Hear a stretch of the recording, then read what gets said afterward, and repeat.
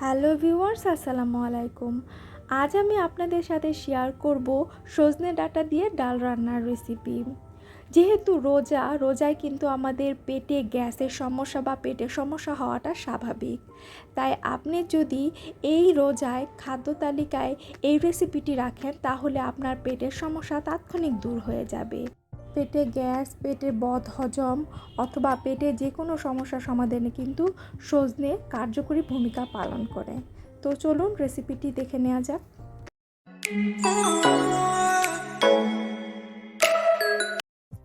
রেসিপিটি তৈরির জন্য প্রথমে আমি এখানে 1 কাপ পরিমাণ মসুরের ডাল নিয়ে নিলাম। এখন এই ডালটাকে পানি দিয়ে খুব ভালো করে ধুয়ে নিতে হবে। 1 কাপ মসুরের ডালের জন্য আমি এখানে 250 গ্রাম পরিমাণ সজনে ডাঁটা নিয়েছি। সজনে ডাঁটাগুলোকে ছিলে খুব ভালো করে এইভাবে ঠিক এমন মিডিয়াম শেপের করে কেটে নিয়েছি। একটা পাত্রে আগে থেকে ধুয়ে রাখা মসুরের ডালটাকে দিয়ে দিচ্ছি। আরও অ্যাড করে দিচ্ছি হাফ চা চামচ পরিমাণ হলুদের গুঁড়ো। অ্যাড করে দিলাম স্বাদ মতো সামান্য লবণ, 4টা কাঁচামরিচ, 1 চা চামচ পরিমাণ পেঁয়াজ কুচি,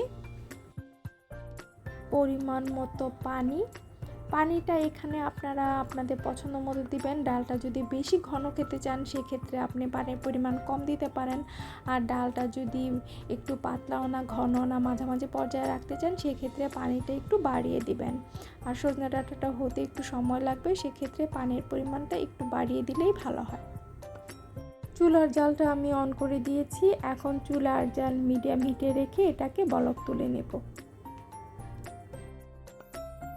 যখন এরকম একটা বলক চলে আসবে সে পর্যায়ে এসে এখানে অ্যাড করে দিতে হবে একটা টমেটোটাকে আমি মিডিয়াম শেপের করে কেটে নিয়েছি। এখন এটাকে 5 মিনিট রান্না করে নেব এই ডালের মধ্যে, যেন টমেটোটা সেদ্ধ হয়ে যায়।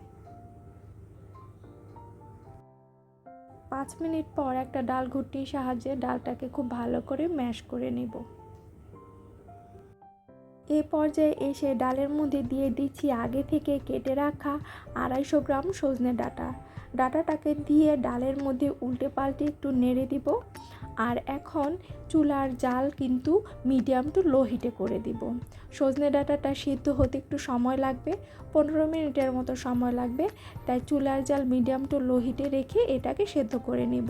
চুলার জালটা যদি বাড়িয়ে দেন সেক্ষেত্রে কিন্তু ডালটা শুকিয়ে যাবে, তখন খেতে ভালো লাগবে না।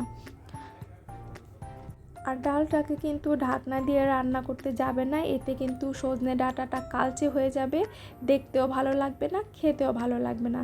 তাই ঢাকনা না দিয়েই এটাকে 15 মিনিট রান্না করে নেবেন, তাহলেই সজনে ডাঁটাটা সেদ্ধ হয়ে যাবে। সজনে ডাঁটাটা কিন্তু আমার হাফ সিদ্ধ প্রায় হয়ে এসেছে। এখন আমি এটাকে বাগার দিয়ে দিব। বাগার দেওয়ার পরে আরও 10 মিনিট এটাকে রান্না করে নেব, তখন কিন্তু বাকি হাফটুকুও সেদ্ধ হয়ে যাবে। এই জন্য চুলায় একটা পাত্র বসিয়ে দিয়েছি। দিয়ে দিলাম 2 টেবিল চামচ পরিমাণ সয়াবিন তেল। আরও অ্যাড করলাম একটা বড় সাইজের রসুন কুচি, হাফ কাপ পেঁয়াজ কুচি ও 3টা শুকনা মরিচগুলোকে অবশ্যই ফেলে দিতে হবে। সব কিছুকে হালকা ব্রাউন করে ভেজে নিতে হবে। খুব বেশি কড়া করে ভাজতে যাবে না, এতে করে ডালটা খেতে তিতে লাগবে। জাস্ট হালকা ব্রাউন করে ভেজে নেব। পেঁয়াজ, রসুন আর মরিচগুলো আমার ভাজা হয়ে গিয়েছে। এখন অল্প একটু ডাল এটার মধ্যে দিয়ে দিচ্ছি। এ পর্যায়ে এসে বাগার দেওয়ার সেই ডালটুকু পুরো ডালের মধ্যে দিয়ে দিচ্ছি। দিয়ে এখন এটাকে জাল করে নিব 10 মিনিট। চুলার জাল কিন্তু মিডিয়াম টু লো হিটে থাকবে। 5 মিনিট পর আমি চেক করে দেখছি যে সজনে ডাঁটাটা সিদ্ধ হয়ে গেছে কিনা। সজনে ডাঁটাটা কিন্তু সিদ্ধ হয়ে গিয়েছে। তো এখন এটা আরেকটু গাঢ় করে নিব, তাই 5 মিনিট জাল করে নিব। অ্যাড করে দিয়েছি সামান্য ধনেপাতা কুচি। এখন ডালটাকে নামিয়ে নিব, চুলার জাল বন্ধ করে দিয়েছি।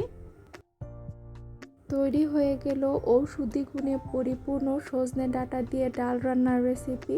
রোজা রেখে যদি আপনার পেটে বদহজম, পেটে গ্যাস বা পেটের যে কোনো সমস্যা হয় অথবা ঠান্ডা সর্দি কাশিতে আপনি ভুগছেন এমন হয়, তাহলে অবশ্যই এই রেসিপিটি ট্রাই করবেন, আপনি অনেক ভালো ফল পাবেন। আশা করছি রেসিপিটি আপনাদের উপকারে এসেছে। ভালো লাগলে চ্যানেলটিকে সাবস্ক্রাইব করে পাশেই থাকবেন, ভিডিওটিতে লাইক দিবেন, কমেন্ট করবেন, শেয়ার করবেন।